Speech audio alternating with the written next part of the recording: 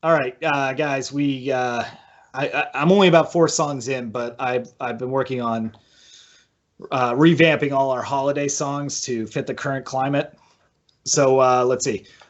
First off, I have "Over the River and Through the Woods to Grandmother's House" is a journey we shouldn't make this year. I have "The Weather Outside is Irrelevant." Uh, it's beginning to look a lot like every other day. And I like this one. "Chestnuts roasting on an open fire and available through next day shipping through Amazon Prime." That's as far as I've gotten, though. I don't know how much farther I should go with that. If I may make a suggestion, I like the idea of "Over the River and Through the Woods" for a socially distanced visit with grandma. Yeah. They're standing in grandma's driveway. Exactly. Grandma got run over by a COVID. Yeah, that's the end of the song. Yeah. That's it. Did anyone else see that movie? Like, that is one of my all-time favorite like holiday movies. Grandma Got Run Over by a Reindeer, because such a just a weird movie and so stupid, and I love it. And based off a song that is equally stupid and lovable. Yes! Oh, Jesus. What's going on, folks? Welcome to the Garble Podcast. It is year 3 holiday survival guide, pandemic edition. Ow! Pandemic edition. Can we not do this one for 3 years? Oh, Can we just do this one this year? Let us hope is the only pandemic edition. Yes, exactly. The one-parter. Yeah, I don't know. It's not up to me. That's Mother Nature, so talk to her. No, it's all politics. You know that. Oh, please don't start me. I'm sorry. I didn't mean to troll you this early in the episode. I apologize.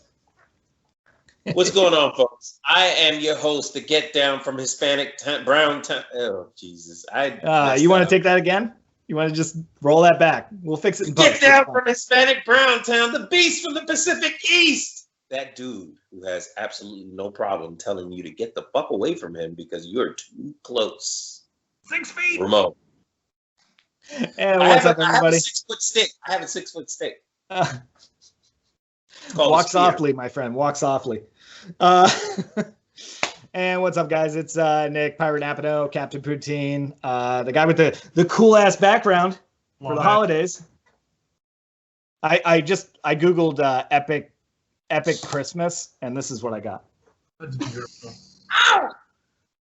And we are joined once again, ladies and gentlemen. I want you to put your motherfucking hands together for Abe Klein. Hey y'all, how's it going? What's up, Abe? Thanks for joining us again. We love having your expertise on the show, especially since we're all kind of going through some things, and the holidays are, I guess, typically I don't know if that's the right word to use, but typically a time where we're all feeling a little bit more stress, a little bit more, no, stress is the right word. That's the only word I'm coming up with anyway. It's interesting. I agree with you entirely, and I feel like so I was listening to a podcast the other day, and something that it talked about was the different type. How there are 2 different types of stress. It's like there's eustress and something else stress. I don't know. I'm not up on the terminology, but basically one is a positive stress and one is a negative stress. And I feel like we experience both during the holiday season. One, that positive stress is like, motivating, and it's like, yeah, let's go. Yeah. Oh man, we're going to go to grandma's. We're going to have turkey. We're going to stuff ourselves with pumpkin pie and fall asleep on the couch. Yeah. And then also, oh my God, we got to cook a turkey. Oh my God. Oh my God, Uncle Rich is going to be there, and I do not want to see him. How many Trump supporters do we have in the room this year? Oh God, that's what I was. You know what?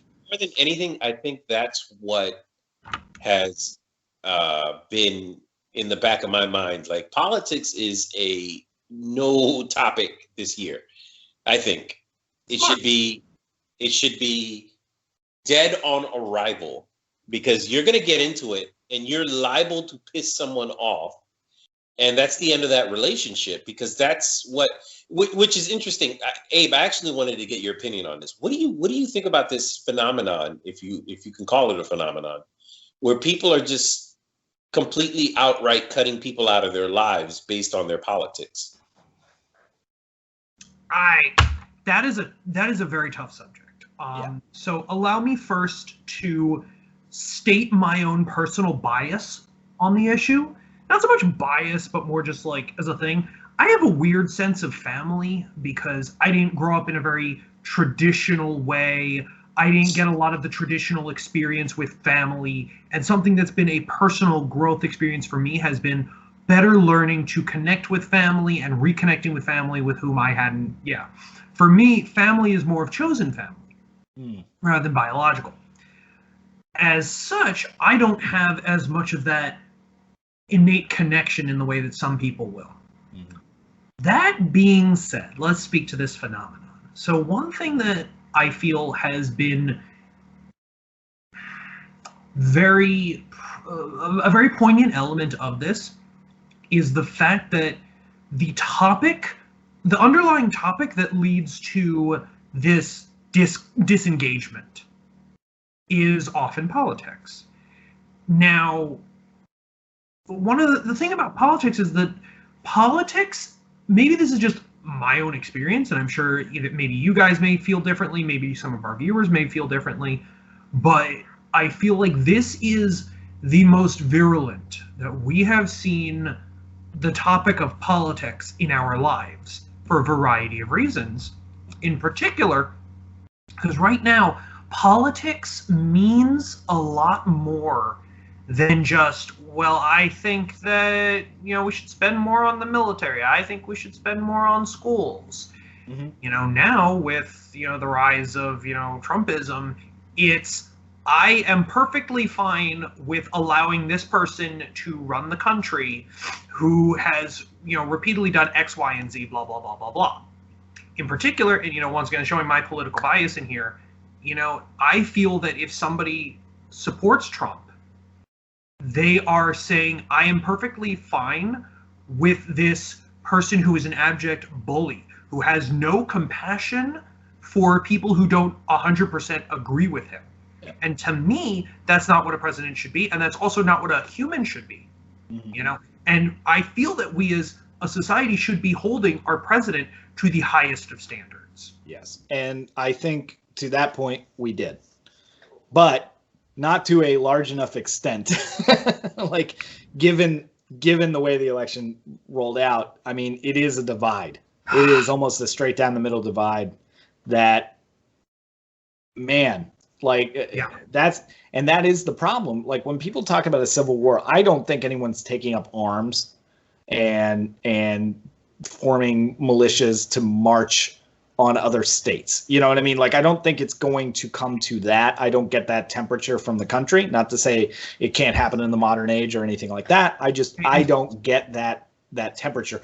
But the Civil War becomes cutting people off because they have a different opinion than you, and that's okay in our current climate, or at least socially acceptable. I don't know. I mean, I would never say it's actually okay, but it seems socially acceptable in the current climate. Am I wrong? Or so the way I see it, to kind of go back to the point I was initially stating in this, I feel like, so to go with what you were saying about that, cutting people off based on opinions. See, like, I feel like some of these opinions about politics, people are viewing as being indicative of deeper values. So it's so like, let's say that, you're meeting with your family and your Uncle Rich says, I don't think that people should eat pecan pie.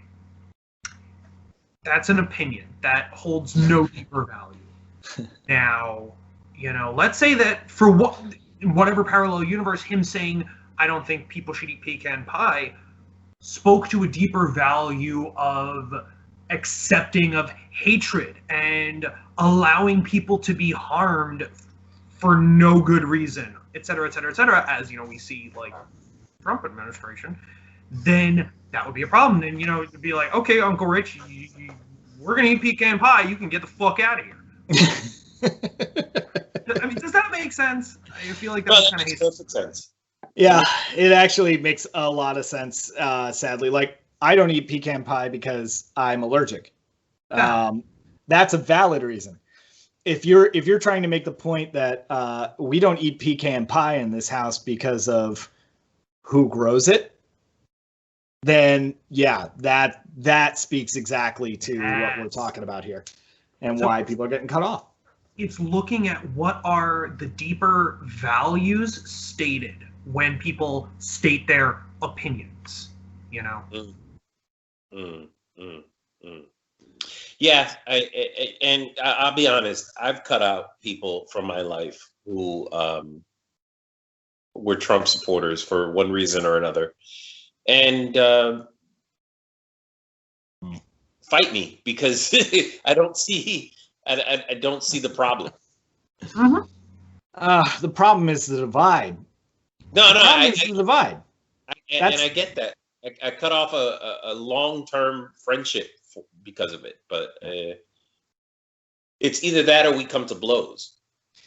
And you gotta. There is no right or wrong answer here, and that is actually it's something I've been personally dueling with myself because there is somebody in my life who I hold a lot of respect for, who has shown themselves to be this way, and now I have gone through a lot of personal exploration. I'm still going through a lot of personal exploration for how to deal with them. Yeah. And the next, 1 to 3 years will show me how I am going to act. If they continue with the BS, then maybe I can reconsider. But if they continue with it, if they continue to show their deeper values, then fuck them. Yeah. Yeah. Yeah. All right. On that bright note, let's do. Can we do news? We can do news. Yeah, absolutely. Yeah. You can get newsy. We can get newsy with it. No. Thank you. All right. Yeah. Hey, you can't hear the sounder. I keep forgetting there's a sounder. Our YouTube people don't get the sounder, but if you listen through any podcasting or streaming service, then yeah, you get the sounder. That's right. We got to figure out a way to get that on the video. Yeah. Do you want me to start? I can start. Go ahead, Nick. Start us off. All right. So the CDC recently came out with updated guidelines for this holiday season. They kind of went back on what they had said originally, which was essentially just be smart about it. And now they're just recommending don't. I mean, they are stopping short of saying don't. But what they're doing is they're trying to educate people on the risks that are associated with every single aspect of holiday get-togethers, which is one, if you don't live with these people, you are putting in more risk to yourself and to others than just trying to do this through like Zoom or Skype. You're just increasing the odds. Travel increases the odds. If you're taking a plane anywhere, it increases the odds. Every single thing is an increase to the odds of you getting infected, or if you're carrying and don't know it, infecting others. And that the fact that the CDC had to kind of recant, for me, it seems more political now than maybe it would have. Like, when you look at the CDC, you're saying they are actually trying to control disease outbreak. That is, they're kind of in their name. Disease control is there. So for them to say it's okay, and then somebody gets voted out, and you have the added political pressure of we had 1 million new cases last week diagnosed through testing because we're getting better at testing, which, by the way, doesn't mean that the cases weren't there. It just means we know they're there. That's all that testing does, is it tells anyway. But that is, that's something that I think with knowing more as states certify the election, that this is we're going to move in a new direction, and knowing that these numbers cannot be denied because they are actual tests. They kind of went back on what they had said earlier, which was just be smart about it, to you really shouldn't, which is a subtle but good direction for them to go in terms of actually sending information out to the public. What do you think? Are people going to adhere to that? Ra, would you like to start? I don't know. I would like to think that people would take in it. See, I myself had to, and I was going to say this for later, but I'll throw it out now. Okay. I myself had to change my holiday routine because I visit with family, and I have a family member who's older, and the reality of the situation is that I'm not going to take that risk. Because I love this person. And that's ultimately what it boils down to. And I don't want to be the cause of anybody else getting sick. See, it's one thing for me to get sick. It's one thing for me to get sick. It's another thing for me to infect somebody else. And that's what terrifies the hell out of me. Yeah. Me as well. The idea that I could be sick and not know it. Yeah. That's the killer for me. 'Cause you can get me sick. I don't care. I could die of the thing. Oh well, that was my lot. You know what I mean? It's a 3.5, 3.75, somewhere in there, death rate, fatality rate on the virus. And that's just, that's really broad statistics. But you know what? Okay. You know what I mean? Like at that point, I'll take the chances. The idea that I could be sick, not know it, not suffer ill effects, and just by me meandering through life, take out other people, even a slim chance. That's where I'm like, okay, so I sit inside. So, it's rough, but it's what we need right now. Right. Sorry, did you have more you want to say? No, go ahead. So, to respond regarding are people going to travel, so the long and short is yes. I firmly believe that people are still going to. I've seen and heard things here and there. A friend of mine, they posted a link online of, I didn't look at the article, so it may very well have been sensationalist, but it was, showing a frick load of people at the Chicago O'Hare Airport for travel. And, that being said, I do believe we are going to see a decrease. We are going to see fewer people traveling. We are going to see fewer people, this and that. Will it be to the extent we need? No. We will see a decrease. It'll definitely be in certain pockets of places because, certain areas are not taking this thing seriously. Mm-hmm. I know that, like the three of us, we are all taking this seriously. We have changed up our plans. I am not doing my usual plans. Yep. And something that I have seen that gives me some hope is certain, I remember the other day, I was listening to a podcast called Didn't I Just Feed You? It's a cooking podcast, particularly by two moms and this and that. And I really enjoy it. It's cute. It's fun. And their latest episode was called something like scaling down your holiday meals. And what that said to me, I listened to it. I thought it was really cool. It was good stuff.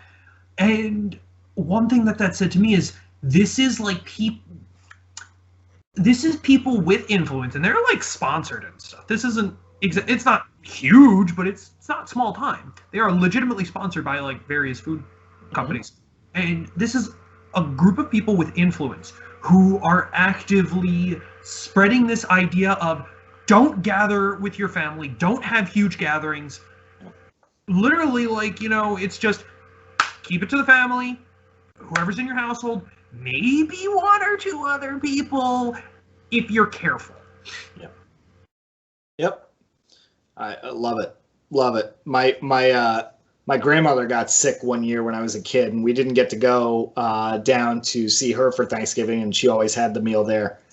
And so plans got canceled last minute. So we went to the store. They were out of turkeys. Oh, excuse me. Whew. Sorry, that snuck up on me. So plans got canceled last minute. So we wound up with a Cornish game hen Thanksgiving. I still remember that. I was like 6. And I still remember getting my own individual turkey. Cornish game hen is so good. It was excellent. It was excellent. We all got our own one. We didn't have to fight over who got drumsticks. It was excellent. I have to pick one of those up. So yeah, we have to adjust. We just have to adjust. Indeed. All right, who's got a story? Abe, you got a news story? Yes, I do. So this is less of a specific news story, more of just kind of like a commentary. So I'm in a Discord, and I'm in the one channel of the Discord where we talk about politics, and somebody shares this link from NBC. I didn't actually fully read it, but the headline is, actually, let me pull this up quickly. Beep, beep, beep, beep, beep, beep, beep. Federal judge dismisses Trump election lawsuit in Pennsylvania, blah, blah, blah. And there is a quote in here that says, that's not how, what was it? Not how the Constitution works. Yeah.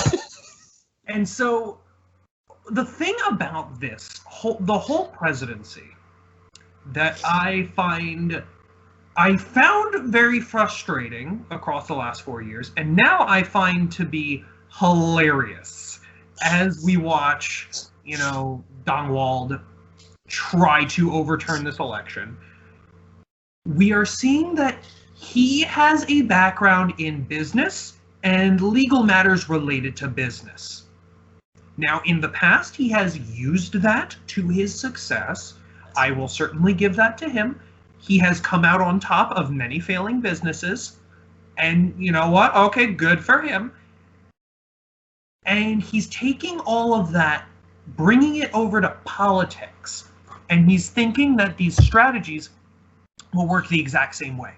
And the thing is, it's not. It's not. And that's, like, up until now, it's just been, oh my fucking God, you can't do that. You can't do that. Donald, you cannot do that. That's not how this works. When he went on the whole, like, oh yeah, we're going to build a wall and we're going to get Mexico to pay for it. Mexico's not going to fucking pay for it. I'm sure that in the business world, there are ways that you can say, we're going to do this and we're going to get these guys to pay for it. You know what? I'm sure that there's ways in the business world. Yep. Every time I heard that, I always heard that old, like, really boomer phrase of, oh yeah, just once you get your bachelor's degree, get a job and then get them to pay for the master's degree. Yep. You know what? There are definitely some places out there that will do that. Less and less every day. day. Further between. Yep. So now, bringing it over to here, it's like, I saw this and I'm like, there's no way he can just make Mexico pay for this thing that's going to cost trillions of dollars and not going to be in any way supportive. Especially not talking about with them first. Exactly. After, the president of Mexico said, no, we're not doing that. Go away. He could have got the cartels to do it if he built like a ramp for them. Exactly. But, bring it back around, he keeps doing this regarding the election results. And it's hilarious because none of it works. None of it's going to do anything. Knock on wood. And it's honestly, it's the kind of schadenfreude that I didn't expect, and I am actually enjoying. You know what he's doing, right? What? He's using The Secret. What's The Secret? Oh, you don't know The Secret? No, I don't know. All right, I'll keep this under 15 minutes, I promise. All right, so The Secret is a book that came out, and it got fame when Oprah said, this is what I use to become successful. And it is basically using the known power of visualization, right? Okay. It expands on that a little bit, saying basically if you put your force of will out into the universe, it will come back to you as you manifest your own destiny. That's The Secret. So what he's doing is he's putting it out there, and then he's using his own willpower to make it happen. And when you look at an election where he's able to tell people, this is what we're doing, and I'm telling it like it is, and people buy into it, That's the secret. When you actually have to go into a regulated body and it doesn't work, it's because there's a limitation. Yeah, exactly. Yep. There's a limitation. There's law. You know, yeah, I hear what you're saying and you're convincing me hard, but when I look at this book and it tells me what I have to do, that's what I have to do. So in another quote I heard from a different Trump lawsuit, then what's your problem here? Yes. Yeah, I think we all heard that quote and all had the same reaction. I think more than anything, I think what he's doing is he's trying to pander to his base and say to them, hey, I'm doing this for you. Yeah. And you were robbed of another Trump presidency. You would have loved it. Imagine how many liberal tears you'd get to drink. And he gets to wear like the Che like beret. Fitting. But more than anything, by pandering to that base, he's saying to them, he's sowing the seeds of discontent and frustration and anger, which furthers the divide that we see in this country. Divides are good for business, man. I mean, my God, look at Apple and Android. You're either an Apple person or you're an Android person. Yep. And their base is so sold on that product that they will go with it even if it's an inferior product, because that is their product. And that is exactly where the business mind hits politics and says, we need a divide here, and we just need to get 51% of the market share and we're good. Well, which is interesting because it also buys into this whole idea of bilateral thinking, where you're either with my team or you're against my team. There is no middle ground. Yep. And that's his whole presidency. It's, instead of, well, we can agree to disagree, let's work together to, make this a wonderful place. And it's instead of that, it's you don't agree with me, fuck you, you suck, I hate you. Yeah. Which is the worst way to be in the context of this. In the context of, running a country. Yes. Agreed. And now we get to watch Biden try and do it. I'm hopeful. You know what? I'll say the same thing I said when Trump won, which is fuck. But you know what? Let's see what they do. Let's not put anything on it. Let's see what they do in the office. Let's see. Like when we were actually doing this podcast, when Trump started his presidency, or was the president-elect, and I said, he said he's going to be the greatest president of all time. Great. Show us. Because who wouldn't love the greatest president of all time? You know what I mean? My God. If he is hands down the greatest president of all time, great. I don't care if he's a Republican or a Democrat. Go nuts. And yeah, he wasn't. And here we are. Spoiler. Yeah. But yeah, no, same thing. Biden, do it right, man. Do it right. Don't do it like you did when you were a politician back in your heyday. Yeah. Do it like Sleepy Joe, man. Just fucking walk in there and shake some hands and kiss some babies and don't have a fucking opinion, because your opinions are always wrong. I think that his presidency is going to be like, it's not going to be anything groundbreaking. I think he's going to come in, he's going to clean up a lot of the mess. It's going to fix up a lot of the BS, and then it's going to be a pretty standard presidency. That's exactly what I wanted from him. He basically ran on that, which was, he already said he's only going to go one term. He's an old man, and he is there to do a job, and that job is being dictated by the Democratic Party. Yeah. And their sworn thing was get Trump out of office, fix all the shit he broke, and then usher in the next heir apparent, which would be Kamala Harris, because that's who they selected for the VP. And that is all he has to do. That's all he has to do. Just do that, and we're good. And he'll walk out of here being a much better president. And for more continued coverage, tune into Garble Podcast. Oh yeah, we should cut this because this is the holiday survival guide. Yes. No, I'm sorry. No, you're right. No, I meant it in other. Like we're gonna be following this, so don't worry. If you don't, we will. Exactly. Ramon, you got a news story? I got a news story. I read a news. Oh wait, I should do the sounder. Dun, dun, dun, dun, dun, dun, dun, dun. All right, so I read an article in the New York Times this week, and it's talking about how we got school closings wrong, and I was very deeply disturbed by this article because it essentially said there's no evidence, even in Europe, there's no evidence that COVID spreads among children. Right, exactly.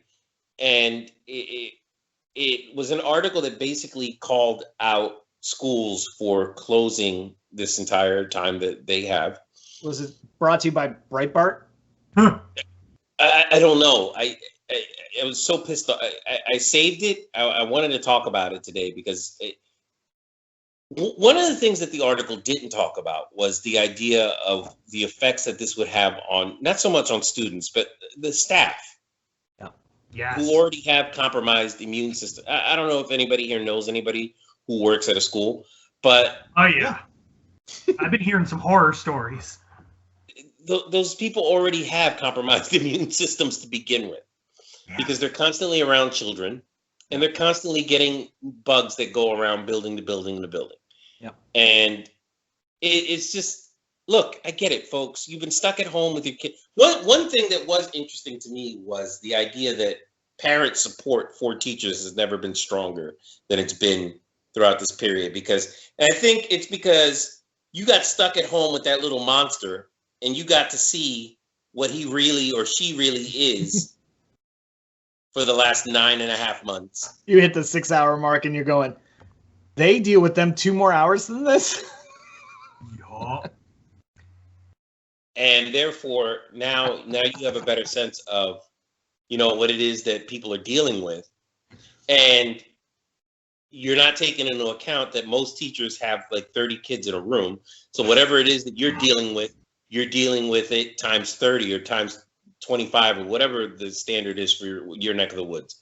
And that's why Arnold Schwarzenegger got it right.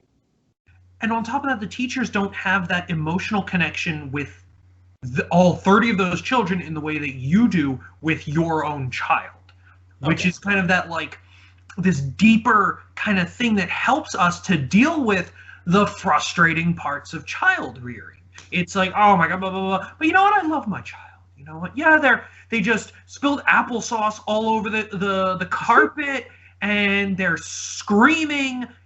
And I feel a deep bond with them because they are the fruit of my loins, or I've adopted them, and blah, blah, blah, blah, blah. Insert circumstances of emotional bond. And that's a genetic thing that keeps us from killing our own kids. Exactly. Eating them is the one that I always like. ¿Por qué no los dos? But it was just a deeply disturbing article because it was so one-sided. Yeah. It was so propagandist. Mm-hmm. Exactly. It was just propaganda for this idea that, oh no, we got it wrong. We should have. And it just made me wonder, like, my God, how much worse could things have been if schools had been open?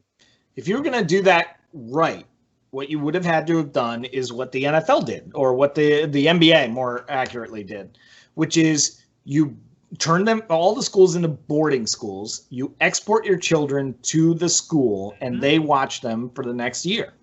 And then that's when you get to see your kids, is after that year is done and on Zoom calls. Because that's the only way to do it right if they're still attending a physical classroom.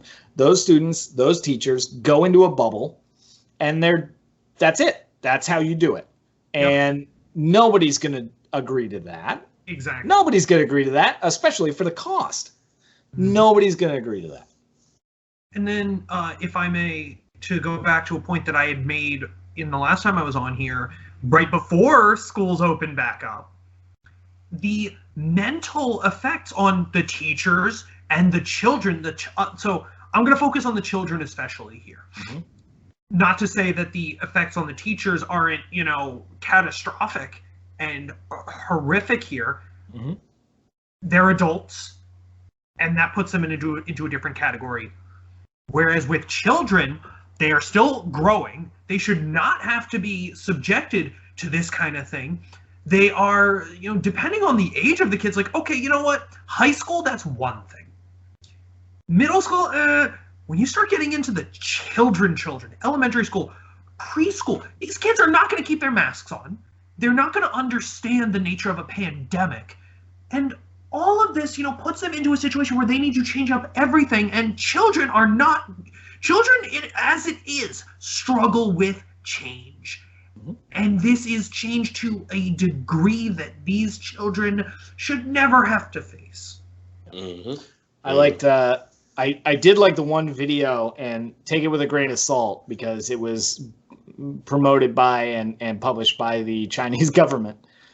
But did you see their procedural video on how kids go back to school? No. Google it because it's fascinating. It was, obviously edited and staged and the whole nine. But essentially, where like you have a line for metal detectors for kids and they deal with that? Same thing, except these, they're walking up and they're getting the non-contact thermometer.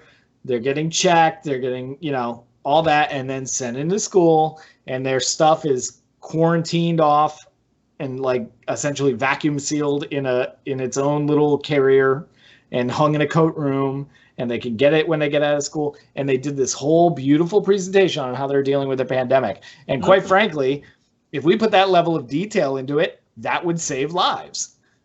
But is that level of detail 100% being, taken care of across the country? No, obviously not. Exactly. So, but it was interesting. The kids seemed happy in that state-run video.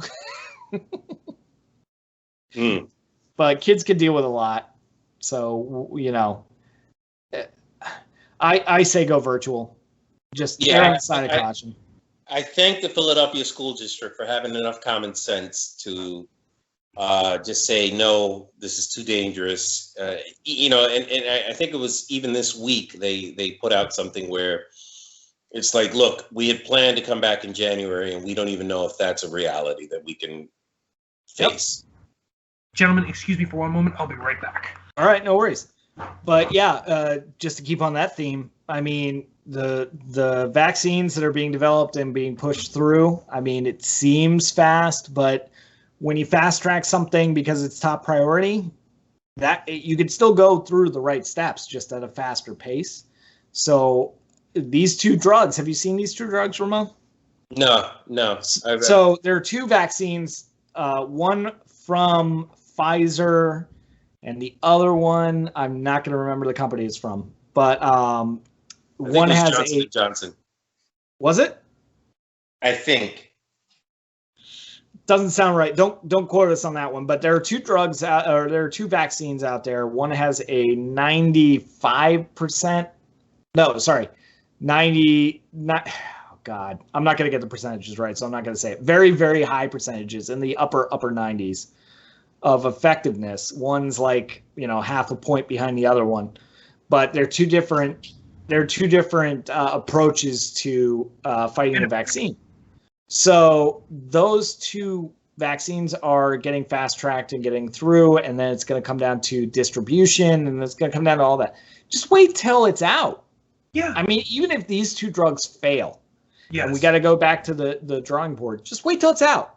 We've already done a year, almost. Like what, 2/3 of a year? Yeah, we've almost done a year. It feels like 10, but yeah. But you know what? We've already done it. We're all going to come out the other side and look at it as like a brave new world when we're all okay. And quite frankly, yeah, you give it to your first responders, you give it to your necessary workers first, you give it to all of those folks first, and then you get it out to everybody else.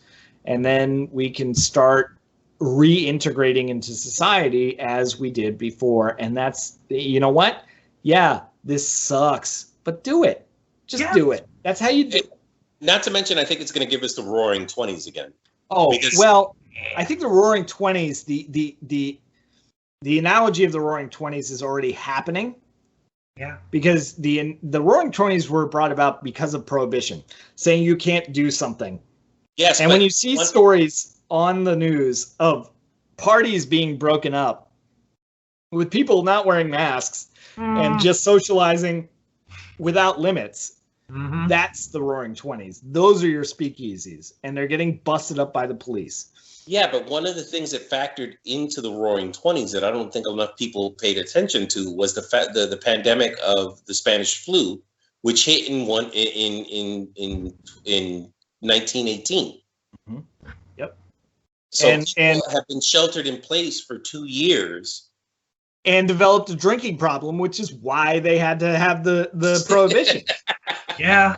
And let me tell you, I'm feeling that right now. What I'm looking forward to is when we're done with this and we can go out and socialize again.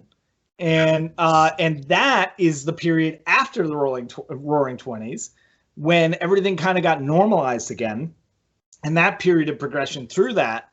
So we're looking at the 30s when this thing gets lifted, and we can go out, and we've all had our shot, and we've done our thing, and we're all good. And this becomes what, polio? Is that a good analogy? Like, Yeah.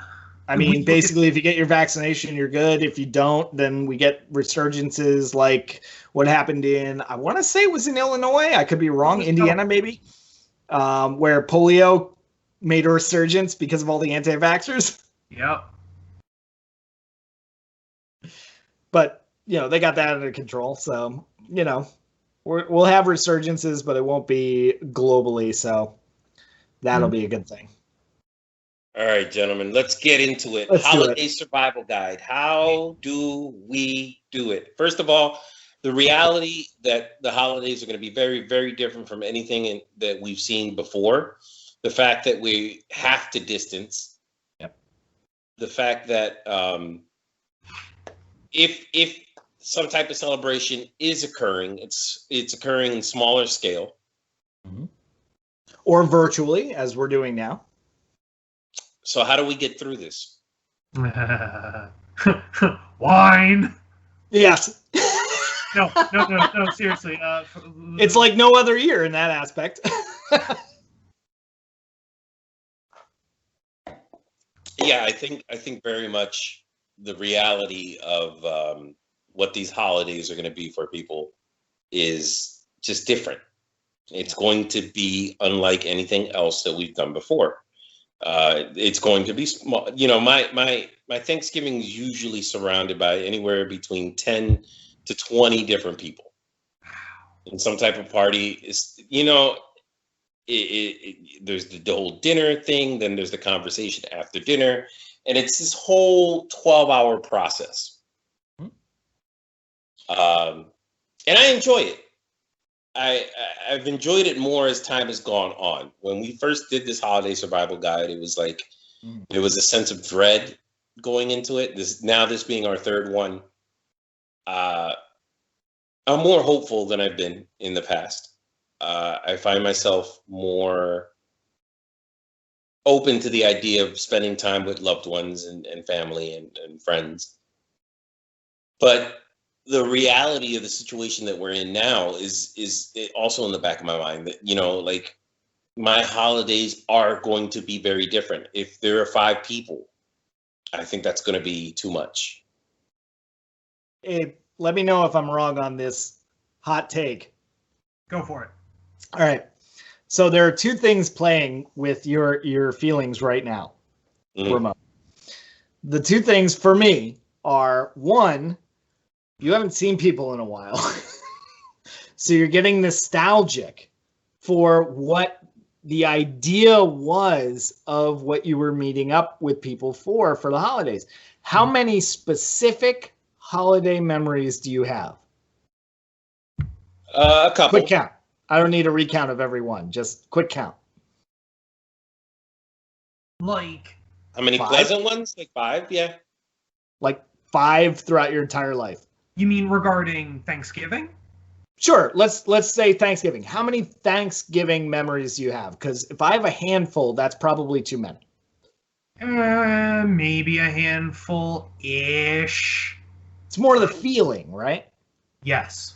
And that is what's being amplified by the fact that you haven't seen people this year, where it's making you feel like you need this because you do. Like, oh God, what's the study I reference all the time? Where they figured out, I think it was in Russia, they figured out that babies that aren't held. Yeah, babies that aren't held, right, and are just left and fed and clothed and taken care of otherwise, but not held, suffer organ failure because they don't have human contact and they feel abandoned. That's what we're going through right now. As fully formed adults, we don't have the organ failure problem. We just have the emotional problem. So we have depression. Yes. So I feel like that's what's making you go, oh, this year's going to be different, as opposed to going, hey, I can't make it this year because of X reasons, but I can do a Zoom call. Yeah. How far off am I, Abe? No, I think that you're totally on. I mean, I'm sure that there are some people who have very more specific Thanksgiving memories, or even general Thanksgiving memories. Because when you brought up the question about Thanksgiving memories, like, I don't have much in the way of specifics. I have some general ones, smaller ones, and I feel like it all goes back to that feeling. You make a great point about that, and that you can associate that with any holiday. Sure. Like, there's a feeling about Halloween. There's a feeling about Christmas, Hanukkah, Kwanzaa. Just to continue on the Jewish holidays, because I'm Jewish, there's a specific feeling around Passover. There's a specific feeling around Rosh Hashanah, et cetera, et cetera, et cetera. Yep. There's a lack of feeling in my stomach around Yom Kippur, but I'm pissed. Fun fact, I fasted this year for the full day for the first time in my life, and holy frick on a stick, that was... But anyway, so getting back, a very smart joke, by the way. That was cheers. I tried. So, to get back to what you're saying, I agree with you, and that, I wish I could remember what that study is, but I will corroborate that is a study, that is a thing, and yes, definitely, like, we as humans at any age of our life need a certain sense of connection, like emotional, and to a certain extent as well, physical connection with people.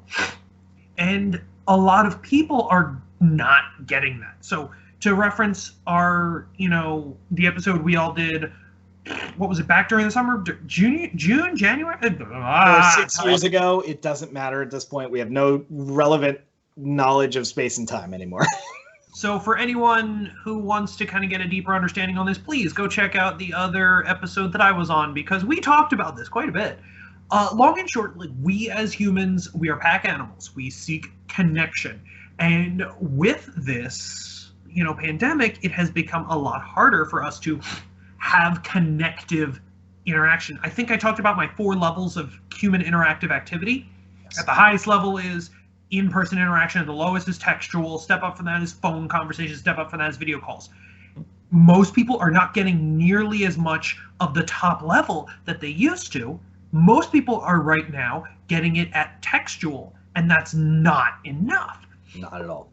Now, we have seen a shift socioculturally towards video calling and phone calling, but not nearly enough. And now, granted, I think that, there have definitely been people who have stepped up. I know I have worked harder on that. I have, pushed myself to do video calls more often. And I noticed that when I do a video call, it isn't necessarily work. Even when I do my work video calls, I mean, I'm a therapist, so that's a whole different story. Yeah. But when I do video calls, I generally feel a sense of human connection afterwards that is very, very helpful to me. Yeah. And so getting it back to what we were talking about regarding that feeling with Thanksgiving, we are starved right now. Even for those of us who have been on the up and up about, like, doing video calls and stuff, for the people who have been appropriately quarantining and appropriately doing those things, because there are plenty of people who are not, those people are starved for it. Yeah. And we're trying to figure out how to get anywhere close to that in this weird situation. Yep, agreed. I made several compromises, and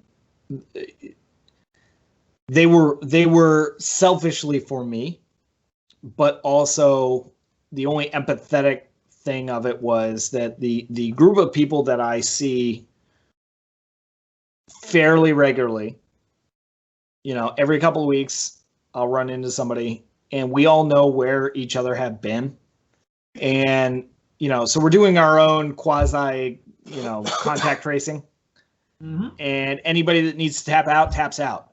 But anybody that doesn't and says, no, I have been good for the last week or so, we all accept the risk. You know what I mean? And at that point, it becomes something that we're able to deal with.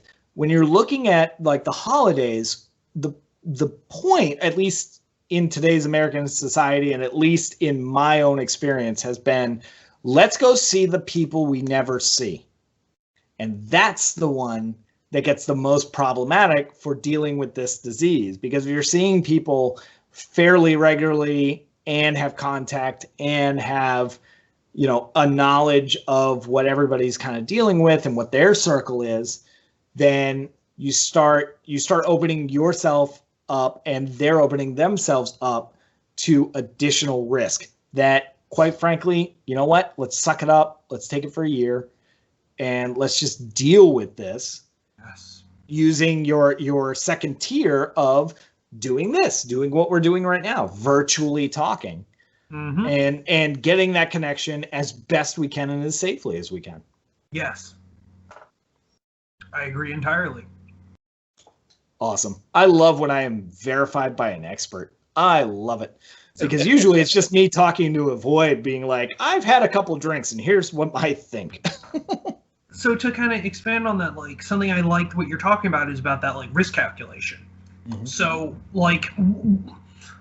looking at the CDC guidelines. So I haven't actually looked at these new guidelines that y'all were talking about earlier. Mm-hmm. I feel like it reflects a lot of stuff that I already know because, I try to be knowledgeable about these things. I listen to people, I talk to people, I do my reading, blah, blah, blah, blah, blah, blah, blah, blah.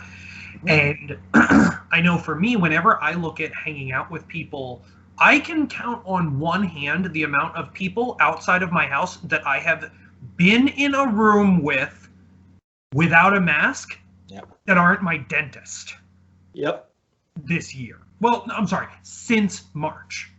And they also have a mask on, so they're good.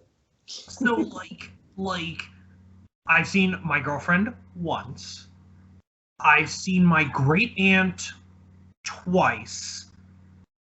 Let me ask this question before you start listing people again.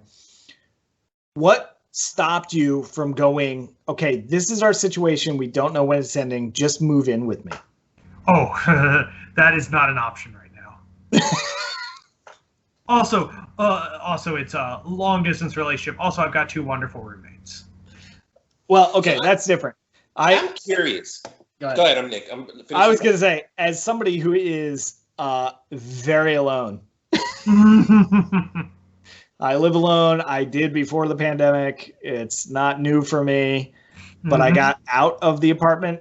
This was literally a place to sleep, and that was about it. And now with this whole thing, I'm here way too much. And seriously, even if distance was an issue, it wouldn't be an issue anymore. That's just me, and that's my reaction, but it's because I don't have the relationship that you're talking about or anybody else has. So that's maybe a knee-jerk reaction. I see where you're coming from, and that is not an option at the moment, sadly. And I'm sure that there are plenty of people who are jumping at that. Now, let's look at that as a thing, something we see is, I know for me, whenever I think about the idea of cohabitating with someone, I think, okay, what's the calculations that go into this? Just like we were talking about calculations. Risk reward, yeah, absolutely. Yeah. And, I don't believe in, jumping into these situations swiftly, because that's how bad situations happen. So we will not tell your girlfriend that that's what you said. I'm gonna be. She's probably gonna listen to this. Hi, Chrissy, I love you. Good cover. You got it. No, because I'm sure she'd be saying the same thing. Good. So I'm actually curious to think about this idea for a second. How many people do you think have gotten into long-term relationships simply because they are just lonely? Probably even with the same amount of divorces. Quite a few. Do you think, as somebody who's in the mental health profession, do you think, because I know people who have gotten into long-term relationships who were not the long-term relationship person per se during this whole thing, and it's so interesting to me because it's almost like the idea that people can go against something that's kind of out of their nature. But surprisingly, the relationships have been working. Good. That's the thing that fascinates the hell out of me, is like how many proposals, how many babies do you think are going to be born just because of COVID? Babies have nothing to do with love. I know your parents told you when two people love each other very much, that is what makes a baby. That's a bit of a lie, but for children, it's a commonality, like but not a requirement. All it requires is a situation. When two people have enough alcohol. Oh boy. No, but I'm just thinking about the idea.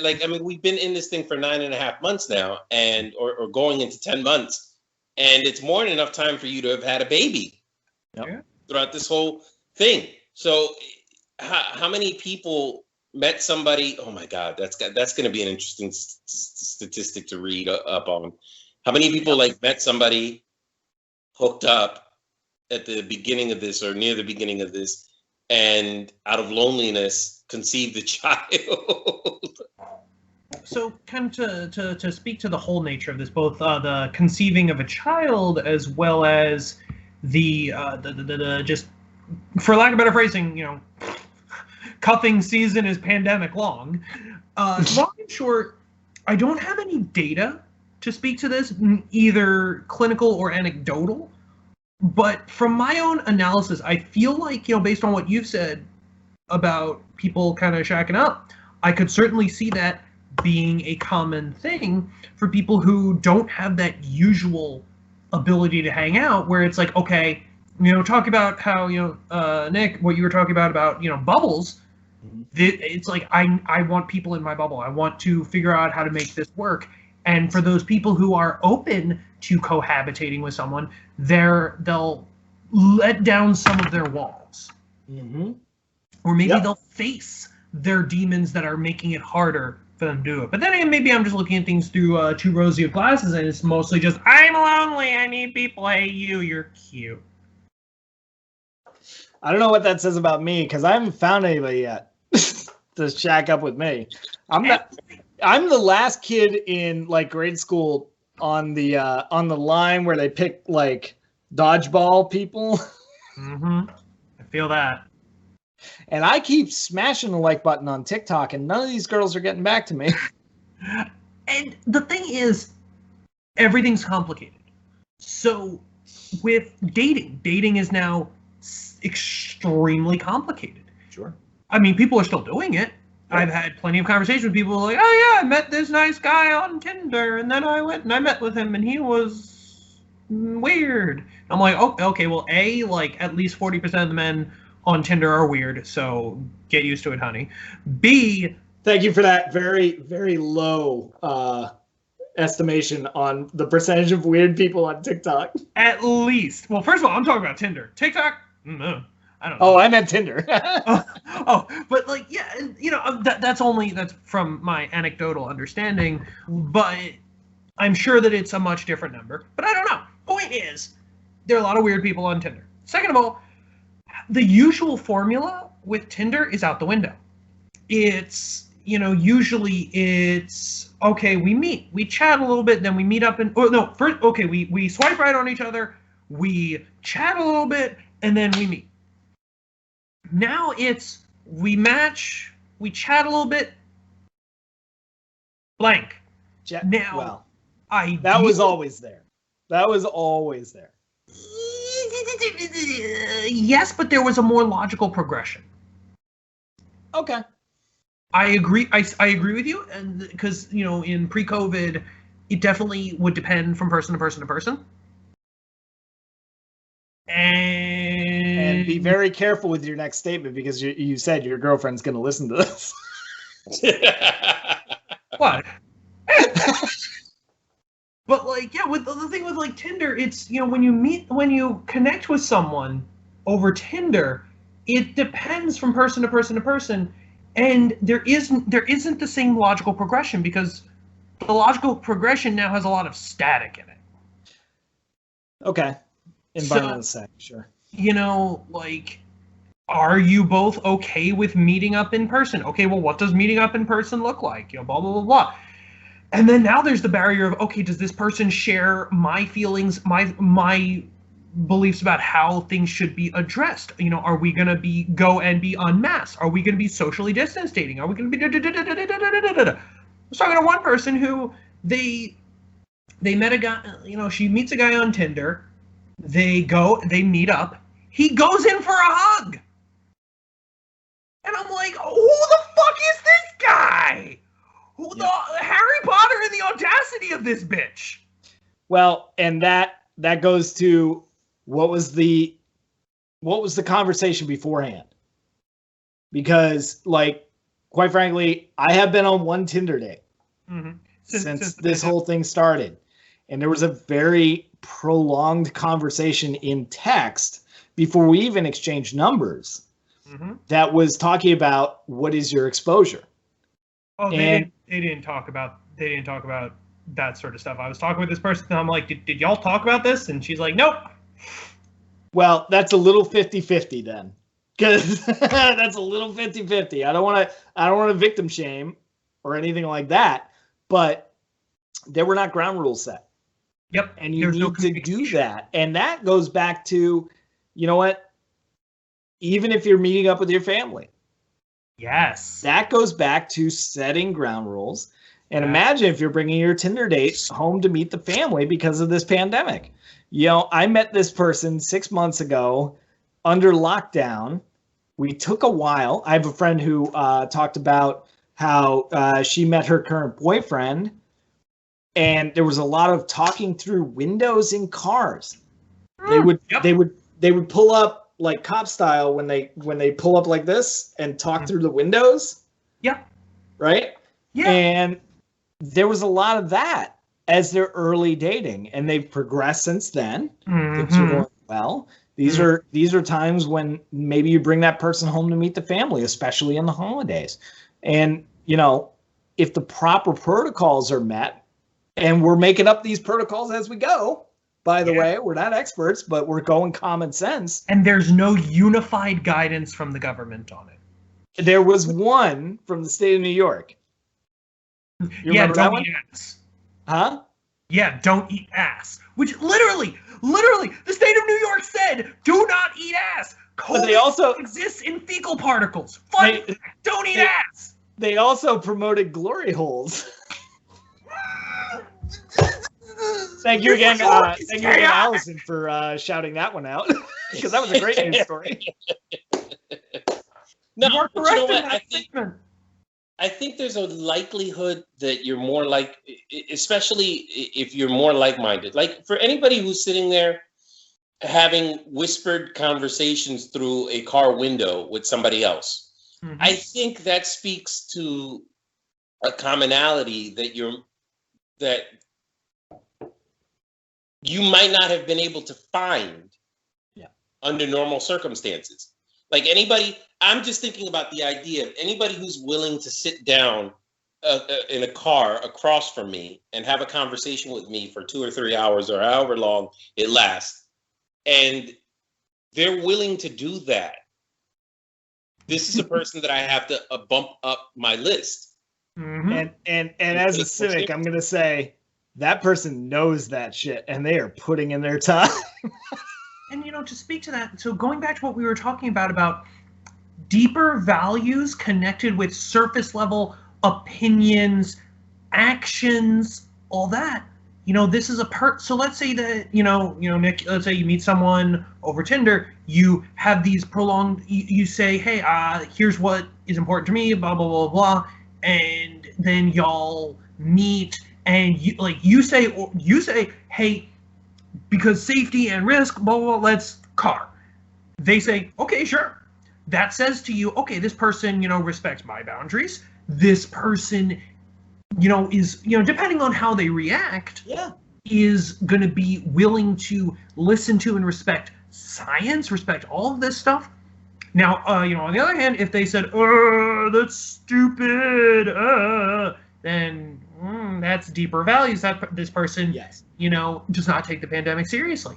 Yes, absolutely. It also tells you their intentions, their short-term, long-term. Yes. It gives you their mindset, and it definitely gives you a lot of insight into not only their personality, but also if your intellectual wavelengths are going to be able to mesh.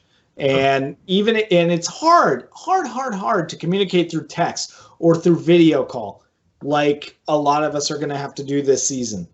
And it's hard when you don't see eye to eye to begin with, because there's something missed when you're, through the medium. Like it's like a translation barrier when you're talking to somebody that the language you're speaking isn't necessarily the first language of the person who is you're talking to. There's a translation barrier, and this is absolutely a different medium that needs translation. Same with text. You can't, a lot of people can't tell sarcasm through text. So either you never use it, or you get them into a pattern of knowing that whenever you use italics, you're being sarcastic, like whatever you have to do. And what, Ramon, you've never used that before? Is that what that smirk was? No, I think with me, it's safer to just assume I'm being sarcastic. Well, that's fair. I'm not going to do this right now, but I have a whole spiel on why, you should not have emotionally charged conversations through text.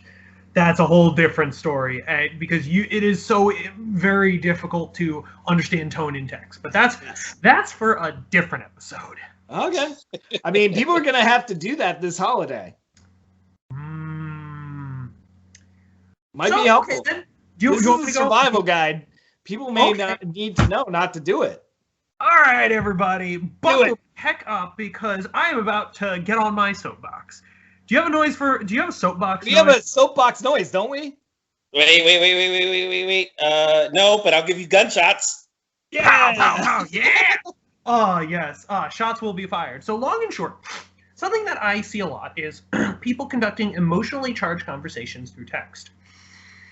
Now, that can be a variety of things. That can be, as, bad as a breakup, as serious as we need, you hurt me the other day, and this is why, blah, blah, blah, and people having full arguments over text, which is a terrible idea for a variety of reasons. First and foremost, it is very hard to understand tone in text. That is one, if you take nothing from what I say today, other than one thing, take this.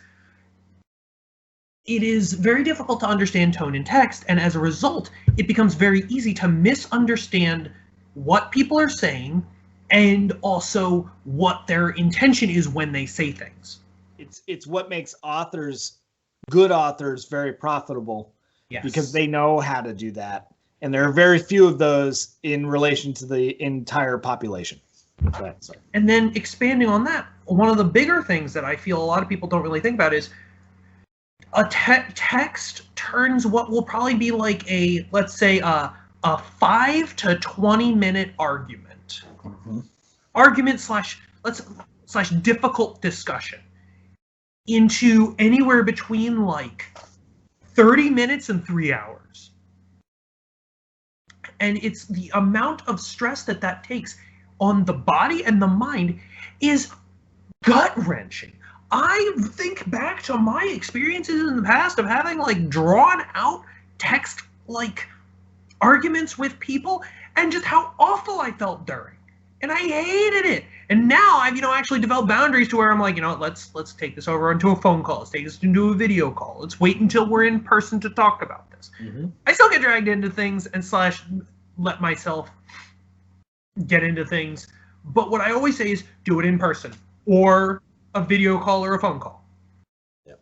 Because, you can hear tone, you can see body language. If you're in person together, let's say that your partner is feeling, what's the word? They're feeling sad about something. They're feeling insecure. Perfect example. They're feeling insecure about the relationship or something. Mm-hmm. You can't grab their hands, look them into the eyes, look in their eyes and say, I love you. You mean the world to me. I blah, blah, blah, blah, blah, blah, blah, blah, blah. You can't do that, notebook ass shit over text. And that's why I encourage it to be done in person. Yeah. So that you can do those things. Now, granted, right now, this is all COVID notwithstanding. COVID, yeah. Okay, video call or phone call. No text. Yeah. How do you, that plays into the concept of something that was in Philly, it was brought up as a sports analogy, but is a legit thing that sports made it the most prevalent thing in our little sphere here. And that's the concept of emotional intelligence and being able to understand that other people's feelings are in play. Without getting into the sports aspect, what do you think it is for people to understand that even if this is the medium of the day, maybe it's not the best to convey certain emotions or concepts to another person? I think a lot of it comes down to we need to people need to get that. Part of the reason why I tell people this and say it so enthusiastically is that because it's such a common medium right now, people don't look at it critically in the way they need to. Mm-hmm. Love it. And, because I see full-grown adults, in their 40s, 50s, 60s, having drawn-out arguments with people over text, people that they care about. And it baffles me. Mm-hmm. And they don't look at this critically. I understand the teenagers that I see doing it. You know what? Like I said, once again, they're kids. They're still developing. They're still learning. I give them a pass, and I still say to them, don't do it. Don't do it. Learn. See how bad that went? Don't do it again. See how bad it went again? Don't do it again.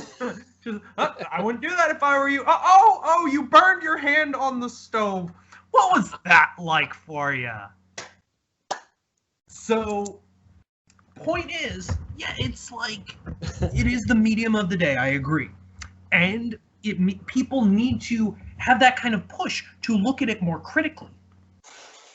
So, once they get that push, I believe people open their minds to being able to, and depending on the person, of course. Not everyone is going to be open-minded. Agreed. So, you're obviously promoting the technology, not text, obviously, but the technology this holiday season. Text is better than nothing. Better than nothing. However, yes, definitely, tech in general, and getting back to what we were talking about risk assessment, if I may shift the topic of conversation. Please. So, I think what a lot of people don't really think about, and we're getting this out a little bit late. Well, late for Thanksgiving, not late for generality and looking at holidays down the line. Yeah. Because face the fact, Christmas is coming up, Hanukkah's coming up, the New Year's coming up, et cetera, et cetera, et cetera. So part of this is how do you, quarantining ahead of seeing people. So my when I look at my own risk assessment, so before I see anyone in person that is not socially distanced and masked, I and my two roommates, what we do is to minimize risk. We don't have anyone in the house who isn't us unmasked for 2 weeks prior. Yep. Because that is the amount of time that usually it takes for, symptoms to start showing up. The NFL says 5 days. How do you feel about that? 5 days is like the incubation period. Okay. And my general policy is around 2 weeks. Okay. Just because it's like more than enough time. Because it's like, if I remember correctly, 5 days is the minimum, but like we've seen as much as 2 weeks. Okay. I would say, It's good. check your sources. And Yep. this is like from what I remember from back to early in the pandemic when I first started seeing people. And so there's that. And then beyond that, if you can get tested, I'm gonna. Can we get that shots fired thing again? Because I'm about to have an opinion. Let me know when I can state my opinion. Go. Oh, testing in Pennsylvania freaking sucks because you can't get a test unless you have confirmed exposure or you, or you are having symptoms. The thing is, we as a society across the country need to be able to have access to tests regardless. I want to be able to just say, like, you know what, I'm about to go see people. I want to make sure that I don't kill them. Give me a test. And not get a, whoa. So the thing is, If you get in line, you should get a test, quite frankly. Say that again? If you get in line to get a test, you get a test. Exactly. That needs to be the standard. Because quite frankly, if not, what you're encouraging us to do is lie. Yes. And so I get in my car, I drive down to a thing before I'm going to go and see my grandparents, and they go, what is your reasonable exposure? And I go, I made out with a dude the other day, and now I don't know where he's been. And they shove a Q-tip up my nose, and I lied to get that test. That's all that's encouraging. Yeah. And apparently that's become the norm, and it's stupid. And I'm like, on one hand, capitalism sucks, and you know what? If you're lying to screw over the insurance companies, whatever, they make too much money. They're also, insurance companies are a racket. Also, if the NFL can have their players tested every day, you can get a test randomly as a preventative measure before going to the holidays. Yes, agreed. And now, granted, so like looking at Pennsylvania, because I know that Pennsylvania is not the norm in this. From what I hear in New Jersey, you could just ask for a test and you get a test. Mm-hmm. If you're in New York, you can ask for a test and you get a test. Mm-hmm. Like that should be national, but looking in Pennsylvania, so I believe that is shifting. I actually just found out about a place local to the Philly area. It's called 15 to Know. It is a company that is doing these tests where if you just want one for peace of mind, you have to pay out of pocket. Oh. It's $70 per person. Yeah. See, so at that point, just lie. Exactly. At that point, just lie. Exactly. I mean, that's ridiculous. I'll give you the line right now. Someone that I know and I have been in contact with has a job where they contact people at different locations. They do a delivery job. Yeah. And I know them, and I am in general contact with them, and I believe that I am at risk because one of those locations had a possible exposure. And just say it like that, and you have to get a test. Why are they charging? Because from what I've been told, what I have read is where they are as they are in talks with insurance companies and also funding and whatnot. They can't get funding for those tests yet. They can get funding for if you have, symptoms or a thing. but because there's literally a thing. So basically, when you go to the website, it's like the number 15TOKNOW, where if you can click for one thing where it's just I want it for my peace of mind, and click one thing for I have symptoms or exposure. If you click the thing for the second one, then it's, you got to schedule with a doctor, you got to that you would do if you were going through Vibe or whatever. Mm-hmm. And like, I know for me in the future, I'm probably just going to be rolling through there because there's a large part of me that I have a complex about lying to officiating bodies. I'm not chaotic good yet, but boy howdy am I working on it. I have a thing about lying in general that I do not like it at all, and I have a very bad poker face because I show my disgust for having to do it. Same. But that is justified. I mean, that is what is the term for breaking a law that's unjust? What is that? That is I can't think of the word, but we'll say something about it maybe in the text. But I'll Google it later. But when something like that happens and they're putting roadblocks just to put roadblocks in the way, and there's an easy way to overcome that roadblock, I mean, come on. I mean, that's what they're begging us to do, so they can make their ledgers correct. That's all that is. The one thing that really factors in is I had a conversation once with my doctor. Mm-hmm. And something we were talking about, having, requesting tests and something like various, and this was way pre-COVID, but requesting tests when we don't have probable cause to do so. Something she had said was that if you have a record of a lot of tests and a lot of seemingly unnecessary procedures, mm-hmm. insurance companies down the road, be they health or life insurance, are more likely to charge you more. Yep. Which is stupid, because it's literally punishing you for being careful. For being proactive.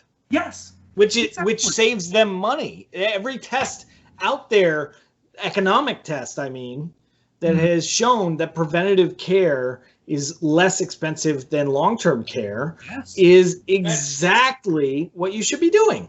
Yes. That's just a difference in mindset when it comes to general health. Mm-hmm. Like I find that people in America are just less likely to be preventative than people, say, in Europe.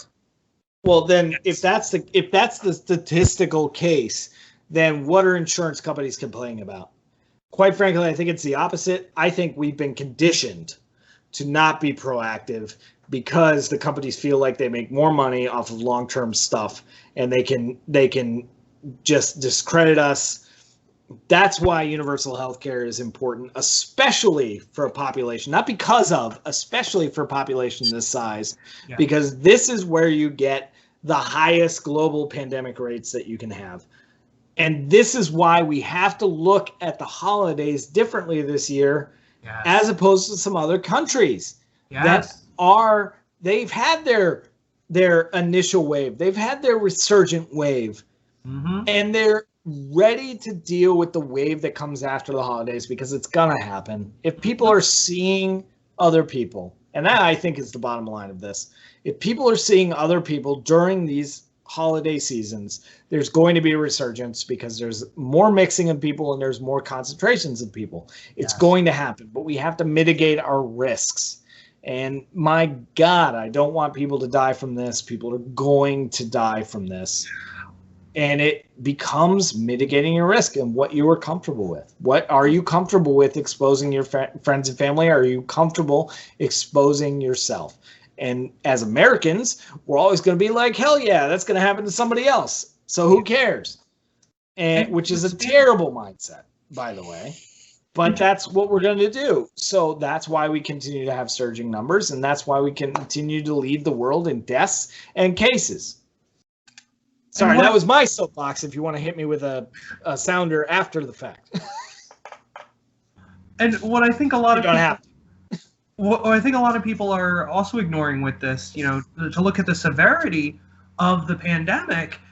So death isn't the only possible long-term effect of this. There's starting to be evidence that there are long-term effects on some people. Some people, like I've read about people who they got it in March, and they still haven't gotten their sense of smell or taste back. Yep. There are people who are that is the frightening one. That is the frightening one to me. That's not the frightening one. Fuck everything else. Yeah. The neurological issues that are associated with COVID. Because one day I'm in my car and all of a sudden my sense of smell is gone and then it's gone forever. No. Yeah. The frightening one for me was there was I follow theater people and musical theater people and stuff. It's just my bent. And there was a gentleman whose name is escaping me at the moment, and that's a shame. But he was a Broadway staple. He would show up in theater and musical theater alike, and constantly. Maybe never the lead, or maybe not always the lead, but he was always there. He was a staple. And when he was first diagnosed with COVID and had to go into the hospital, he went in. He was intubated. He fell into a coma. And then they had to amputate his leg. He's a song and dance man. And they had to amputate his leg because of complications with COVID. We don't fully at this point understand this virus and what it can do to our body. And it varies almost person to person, which is why we don't understand it. And this is the type of thing. You could have a terrible thing where you can't smell or taste for a couple of weeks and then it clears up, all the way to you never get your sense of smell or taste back, you lose limbs because of it, or you die. And that mixed bag you're going to go ahead and expose people to. Exposing yourself, you know what? You have the singular risk, the singular assessment to say, listen, I'm okay with that. With all of that information, if you yourself say, I'm okay with exposing myself, that is your choice. If you are saying you are going to go out in the world and I'm just going to live my life, you are exposing others. And that is where empathy has to kick in. And you just can't do it this year. I'm sorry.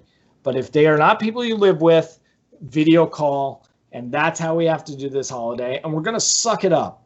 And you know what? This is going to be a memory in a couple of years. We're not even going to think about it all that much. It'll be it'll be an anecdote at the next, 5 years from now, it'll be an anecdote. You remember that year no, not really. Okay, but we did that thing where we did it on video. You remember somebody screen grabbed that racist thing that the uncle said? That'll be the thing. That'll be the meme that remembers this holiday season. But this too shall pass. Yes? Yes. Sure. So, all right, folks, how do we survive the holidays? We just make it happen, man. We survive. We're a race and a nation that just survives it. And you know what? Sometimes in spite of ourselves, like now. And we just do. And that's the one thing about American culture that I will love forever, even if I one day become an expat, which is, goddamn, Americans will survive anything you throw at them. And we don't have a lot of history compared to other countries. But it's that mentality. We will survive this. Fuck it. We'll make it. And that kind of mentality will see us through this. And it's in the moment right now, and it sucks. But we're going to do it this year. And hell, you want to go worst case scenario? We'll do it next year. Yeah. And then we'll be done. And we'll figure it out, and we'll move on. The last pandemic, 1918? Mm-hmm. Yes. 1918. We sheltered in place for like 2 or 3 years. And we didn't have anything else to go by. We didn't have the knowledge of vaccines and shit we have now. But we did for like 2 or 3 years. Don't quote me on which one. And then we got back to normal, and we're as we were before the pandemic this time around, because we did it and we got through it and we continued on. The Black Plague. You know what Europe told all its people to do during the Black Plague? Lick rats. Controversially, no. It was stay inside. That was it. Yeah. That was what they said. Just stay inside, don't have contact with other people, this thing won't spread. They knew that back then. We know it now, just don't do it.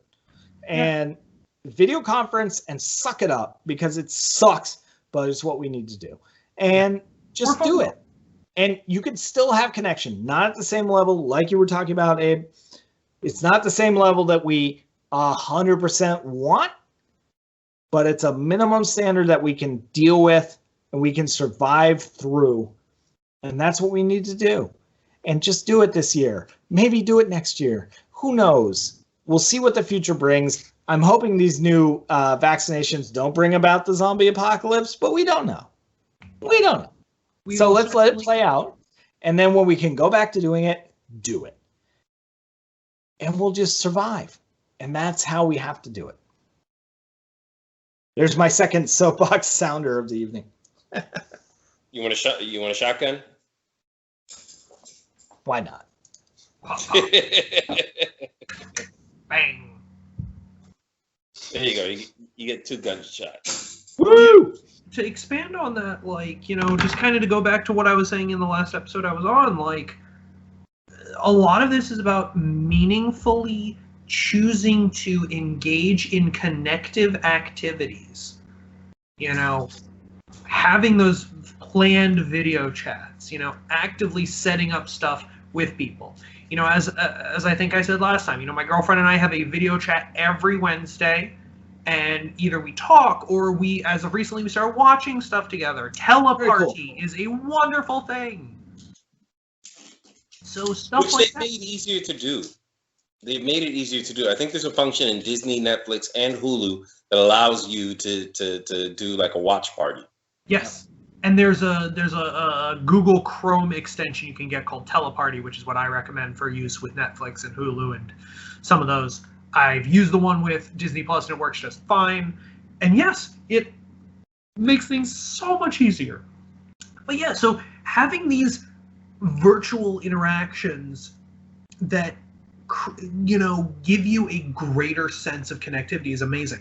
Last night, I'm on a Discord server with some people. We set up a stream of Jackbox, and a bunch of us played Jackbox together. We had a voice chat going while we played the game.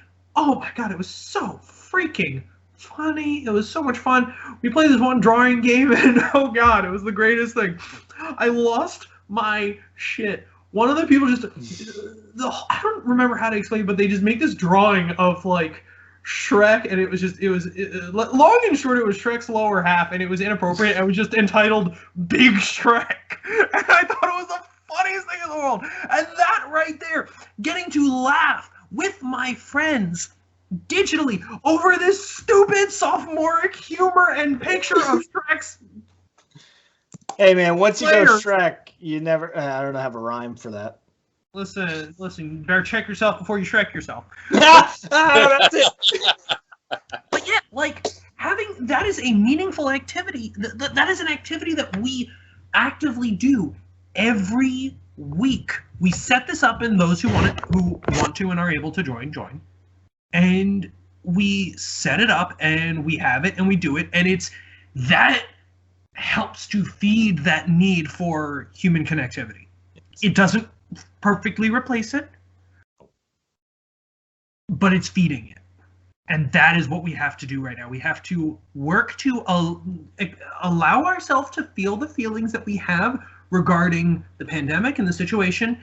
Not say, oh yeah, I video chatted with my girlfriend, I don't need anything else. Twitch. No. It's okay. This is the safety of the situation. This is the safest option right now. I hope to see her in the near future. Yes. And this is what we will do in the meantime. I feel like what I always say to my clients about this sort of thing is, I have a mantra. I feel X about Y. I don't like that, and I accept it. I feel X about Y. I don't like that, and I accept it. Yes. I feel upset that I can't go see my family for Thanksgiving. I don't like that, and I accept it. You understand the situation as it is, and it's okay that you don't like it, but it's how it has to be. I think it's just funny that it's hysterical. And I'm glad you pointed this out, Nick, earlier. I just think it's hysterical because in previous years when we've done the holiday survival guide, we've told people just avoid, just don't go do Thanksgiving, go do, you know what I mean? So it's interesting that we here we are a year later, and it's like, no, you just set up conference calls and set up this and set up. It's just interesting that we're all so yearning for this thing that under normal circumstances we all dread. See, you know what it is? We're prophets, and that's what it is. We understood the future. We saw it. We tried to preach. People didn't listen to us, so the gods smited us with this virus. And people should listen to us moving forward. And if you want to, you can follow us at Garble Podcast. I couldn't even get through that with a straight face. I don't know. Is there anything that we've missed? I think that encompasses our year so far. I mean, Abe, did you have anything else we didn't ask you about that you needed to tell us? Yeah, I didn't prepare nearly as many notes for this as I did last time. I honestly think we covered it, quite frankly. I mean, this is a very singular year. This was a very singular subject that is, I mean, it's all top of mind for everyone. And if anybody is asking themselves what they should be doing, I think we answered it. If anybody has made up their mind, I don't think we convinced anybody to go maybe the other way. Mm-hmm. I think we spoke to what people have already decided or what they've decided not to do. And quite frankly, you're going to make that decision. And just the only thing I would ask is have empathy for your family, your friends, and other people you're running into. That goes for this entire pandemic, not just the holidays. So try to have that moving forward and in your life. It's one of the few things that I actually subscribe to that you'll actually feel a kind of a sense of community and fulfillment through just having the empathy. Yes. Just that emotional response is going to actually pay dividends for you. So I would ask that you do that this holiday season. If you're a Secret Santa, give that as your gift. Also, but that's it. That's what I would ask. Also, if I may put a plug down for something that is meaningful to me, if y'all can make not necessarily YouTube, but like anyone listening, make this a bit more of a season of giving. Give to a local charity, particularly please give to a food bank. If you're in Philly, please donate to Philabundance. So this is fresh at the forefront of my mind because Preston and Steve just held their Camp Out for Hunger. Mm-hmm. They set it up to be totally socially distanced and this and that. They didn't have their usual crowd. They didn't have a band. They just kind of set it up and did a live broadcast, just them. It was delightful. Now I usually every year I go, blah blah blah blah, and this year they were emphasizing cash donations to Philabundance. Yes. I completely spaced on donating, and that's something I'm going to be doing this week coming up. So I couldn't contribute to their official total, but I'm going to be giving to Philabundance. And Philabundance holds a special place in my heart because just like I love Preston and Steve. I love the show, the Camp Out for Hunger they do every year. I love their show. And also, the first 4 years of my career, I was working with predominantly lower income, lower SES clientele up in the Northeast. And lots of food insecurity. I remember one One client came in who had a family, and she just breaks down into tears because of Trump's cuts to Medicaid, the amount of money they got in SNAP got they're now getting like a quarter of it or something like that. I can't remember, but it was a drastically reduced amount. Even if it's half, it's too much. Yeah. Yeah.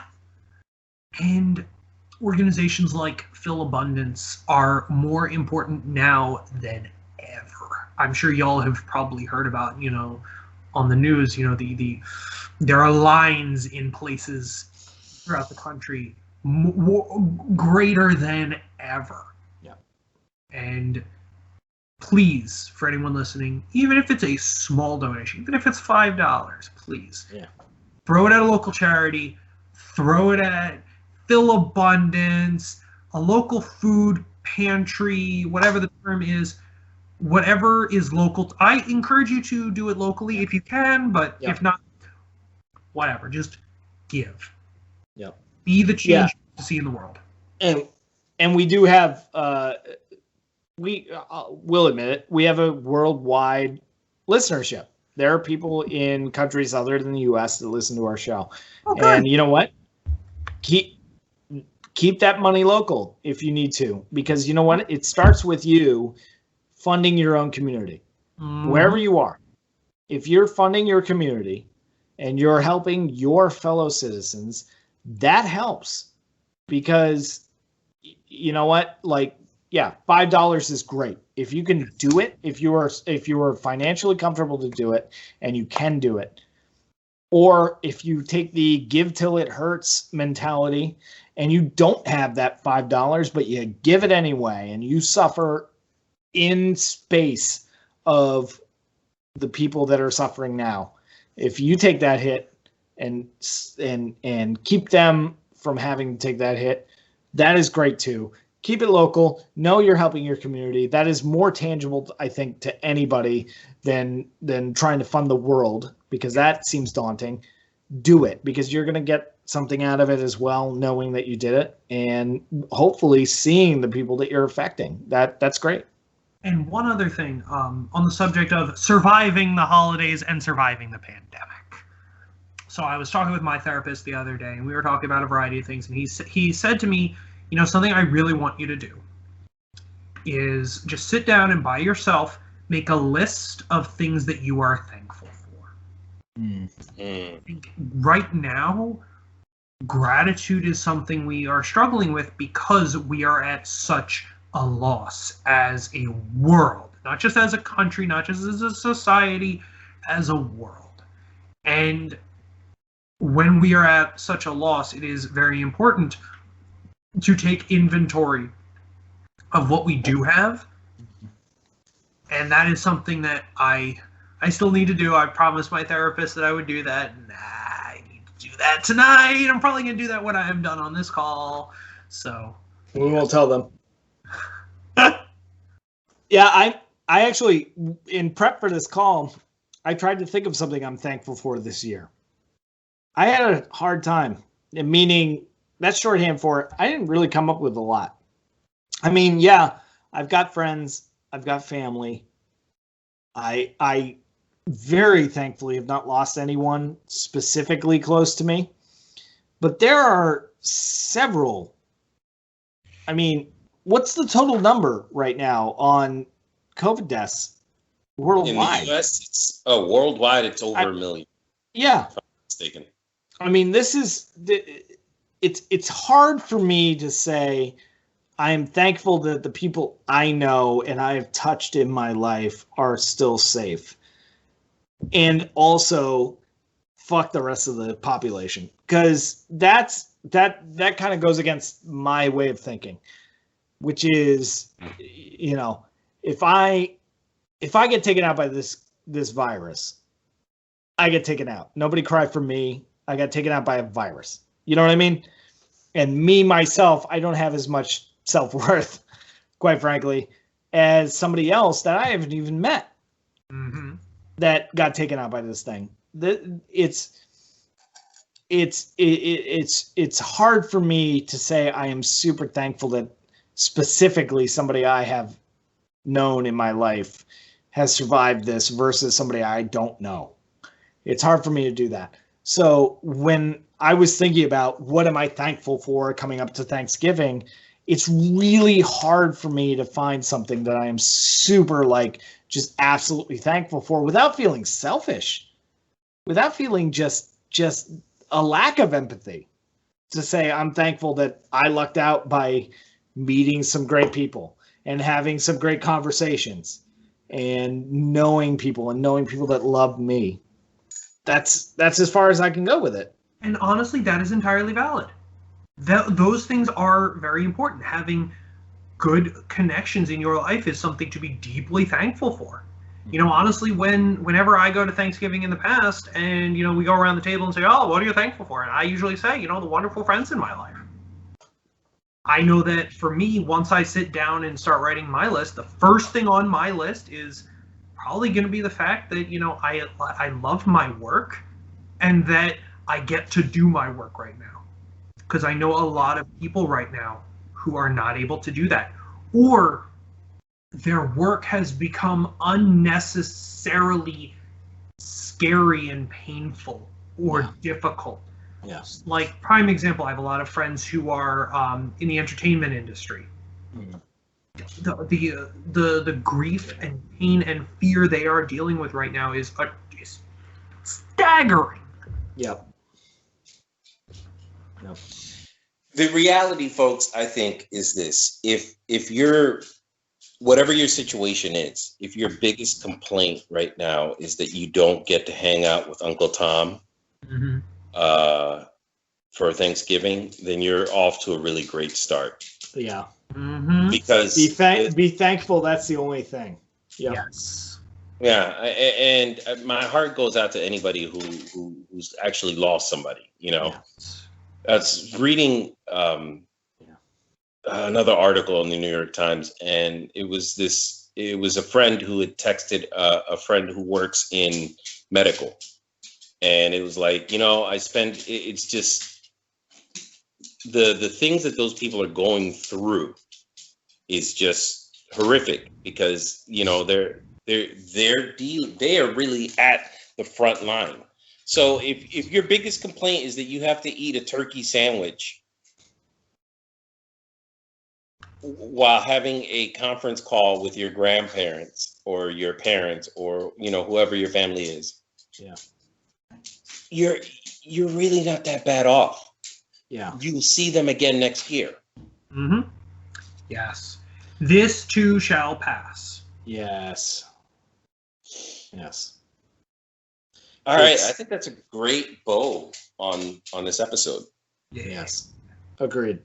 Yes. Abe, thank you for joining us again. Yes. Gladly. Thank you. I love doing this. This is wonderful. We will call on your advice again. Believe me. There's something new coming around the corner. We just don't know it yet. Oh, certainly. Oh, certainly. Like, you know, mental illness is a thing. Psychology is a thing. You know, I am very happy that we as a society are starting to accept and understand mental illness as part of life rather than, oh, they're crazy. They have insert thing. They're crazy. No, it's, everybody's got fucking anxiety. Let's deal with it. Wait, Yeah. Just a quick aside. How old is that mindset? What they're crazy mindset? No, that's the old thing. How long have we been saying, no, everybody suffers from some element of something that could be classified as mental illness? Maybe it's societal, maybe it's a specific illness. How long have we been able to accept that in our zeitgeist? That's a very good question.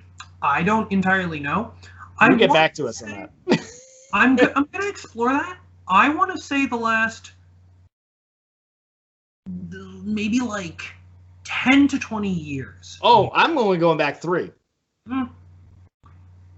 I would Look say at that. That's our next show. That's our next show with you. We're going to talk about the zeitgeist of mental illness. I love that. I fully support that. Looking at like zeitgeist of mental illness in society, blah, blah, blah, blah, blah. I love it. Let's do it. Let's do it. We got it booked. That's our production meeting for that one. All right. I'm with it. I'm with it. Folks, ladies and gentlemen, thank you for listening. If you've enjoyed this episode of the Garbled Podcast, then you too can be a part of the Garbled Podcast by tuning in weekly. Check us out at garbledpodcast@gmail.com if you want to reach out to us, if you want to hit us up on any of our social medias, Twitter, Instagram, Facebook. And you are listening to us on some type of streaming platform more than likely.